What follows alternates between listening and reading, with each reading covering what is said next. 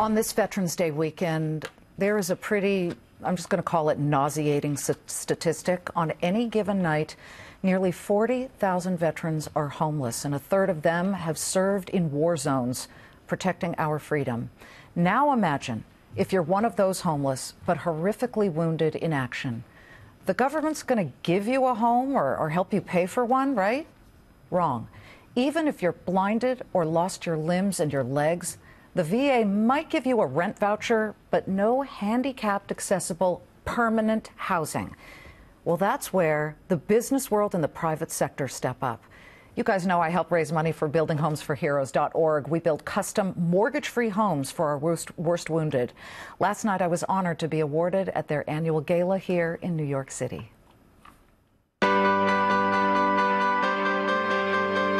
Building Home for Heroes, they surely call Liz their angel. It's now nearly $33 million and growing every day. Thank you, Liz. We formed Building Homes for Heroes because of all of you.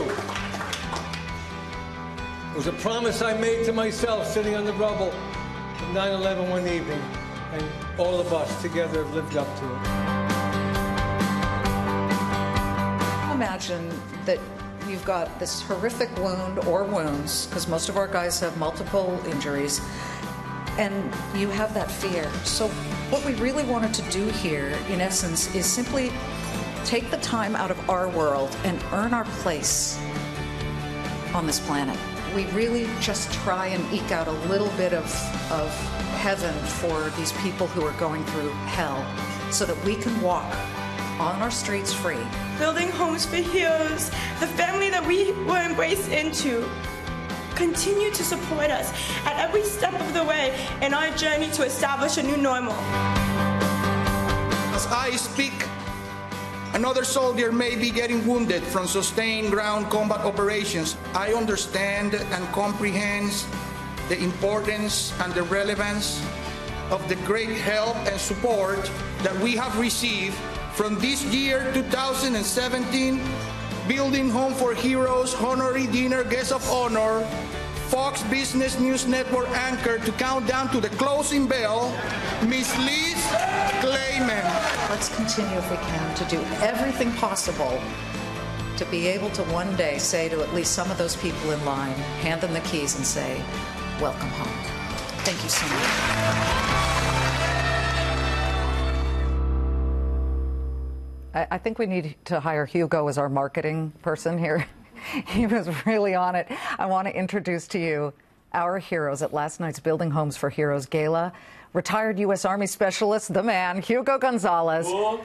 Hugo was injured in Iraq in 2004, blinded.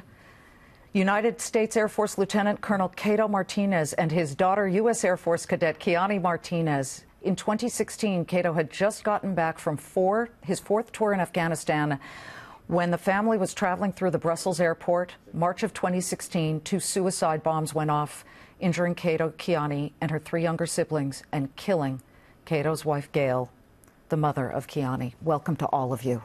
Thank you, Liz. We're talking about what the business sector has done, where the government, everybody always says that business can do it better. Let the business world come in and do it, because government is slow. Kato, you were lying in bed in the hospital, and somebody came to you and said, don't worry about finding a place, because you were in the process of trying to buy a home. Yes, ma'am, that's correct. With any help from the government? No, ma'am. I was, like I said, my medical care was all taken care of, and that was the last thing I was worried about. Right now, I was taking care of my children and recovering from that. So we were just looking for a place to go. That you would have had to pay for in any way? Yes, ma'am. Okay, so Building Homes for Heroes came in and said what to you? Totally surprised. I didn't even know anything about it, to be honest with you. Air Force Special Operations Command called me up and asked me, hey, would you mind if we pass your name to a special organization? Didn't even mention it, Building Homes for Heroes. And next thing I know, coming out of the hospital, and I go to this beautiful home, and that's what I found out. Now, Kianni was the one that actually was the one that talked to him. You were lying in bed in the hospital as well, and your 3 younger siblings were saying, Mama's gone, who's going to take care of us? And you were in just a devastating position yourself. What does the home that Building Homes for Heroes has gifted you done where the government has not and could not? Well, ma'am, like I said last night, when we lost my mom and my siblings came up to me and asked, what are we going to do now? Who's going to take care of us? There was only so much that I could do and tell them that I could protect them. And so when Building Homes for Heroes came into the picture and said, we're going to provide you a home, but not only that, we're your new family, and we're going to be there for you, with you every step of the way. That just gave me a sigh of relief, because we weren't alone. We had our friends and family, but there was so much more to that, and we were able to move forward because of them, because of that constant support. Hugo, you and your 3 adorable daughters and your lovely wife, Building Homes for Heroes gifted you a home. Tell us about the home and how it works for your specific injuries. You're now legally blind after your Humvee hit an improvised explosive device. What's special about the home? Well, as you can see, the amount of love and work that project managers in Building Home for Heroes put into each and every case is massive. As soon as I step in the front of my door, everything falls in place for me. There is a secret passcode that I learned how to input the code so I can get entrance into the house. That tells me that they didn't make not even one single decision in a hurry. On top of that, there is some wood frames that all around the house that serve me as a guide, like a highway. But also each and every place of the house have a different square on the floor, so my cane and I can perceive where we're going. Different lighting, so with my peripheral vision, I can tell from one place into another, and that allows me and my family to perceive me from another perspective, in where I am more able to do more things. To do more things and live a life, right, Kato? I mean, after enduring what you endured, to be able to not worry about a mortgage or missing a payment in that way, shape, or form, I'm sure is a great sort of movement off your shoulder. But we have a waiting list for the charity of something like 5,000. Yes, ma'am, that's correct. What would you say to people right now who are simply watching and living free and comfortably without any injuries, and who are free because of the sacrifices you all have made?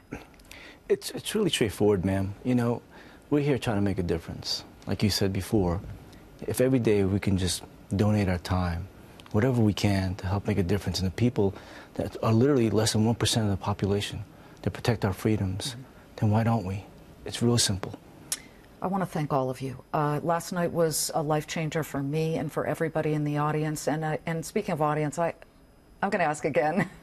I'll take change in the sofa cushions, you know, a $5 bill. We've had people give $5, and we are so grateful. BuildingHomesForHeroes.org.